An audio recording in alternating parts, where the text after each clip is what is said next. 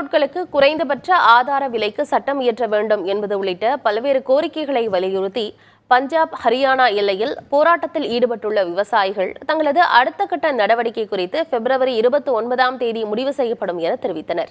அதுவரை தற்போது போராட்டம் நடத்தி வரும் 2 இடங்களிலேயே தங்கியிருக்கப் போவதாக அவர்கள் கூறியுள்ளனர்.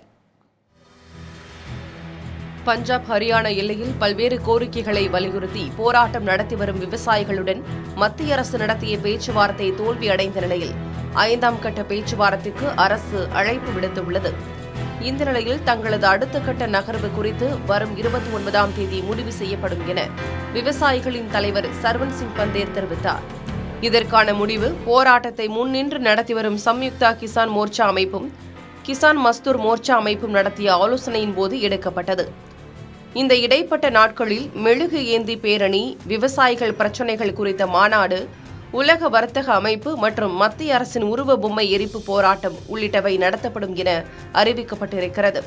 டெல்லியை அணுகும் ஷம்பு எல்லையிலும் திக்ரி எல்லையிலும் கடுமையான தடுப்புகள் தொடர்கின்றன.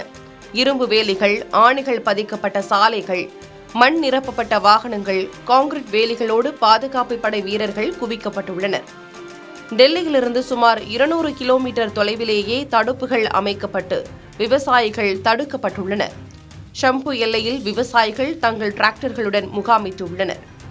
பஞ்சாப், ஹரியானா எல்லையான கனோரியில் போராட்டம் நடத்திய விவசாயிகளுடன் நடந்த மோதலில் 21 வயது இளம் விவசாயி சுப்கரன் சிங் உயிரிழந்த நிலையில் போராட்டத்தை 2 நாட்களுக்கு நிறுத்தி வைத்த விவசாயிகள் விவசாயி உயிரிழப்புக்கு அஞ்சலி செலுத்தும் விதமாகவும் எதிர்ப்பு தெரிவிக்கும் விதமாகவும் கருப்பு வெள்ளி அனுசரித்தனர்.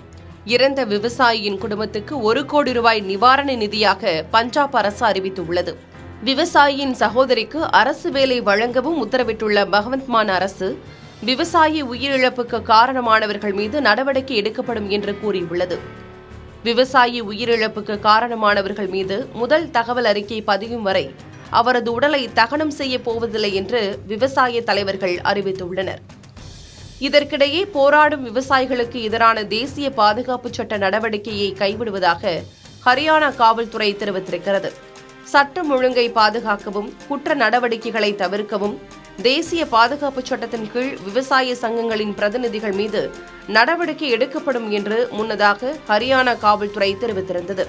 இச்சூழலில் விவசாயிகளுடன் நடத்தப்பட்ட 4 கட்ட பேச்சுவார்த்தைகள் தோல்வியடைந்த நிலையில் 5வது கட்ட பேச்சுவார்த்தைக்கு மத்திய அரசு அழைப்பு விடுத்திருக்கிறது. MS சுவாமிநாதன் பரிந்துரைகளை அமல்படுத்த வேண்டும், விவசாயிகள், விவசாய தொழிலாளர்களுக்கு ஓய்வூதியம், லக்கிம்பூர் கேரி சம்பவத்தில் தொடர்புடையவர்கள் தண்டிக்கப்பட வேண்டும் என்பன உள்ளிட்ட கோரிக்கைகளுடன் கடந்த 13ஆம் தேதி முதல் விவசாயிகள் போராட்டத்தில் ஈடுபட்டுள்ளனர். அவர்கள் டெல்லிக்குள் நுழையாமல் இருக்க தலைநகரின் அனைத்து எல்லைகளும் மூடப்பட்டுள்ளன.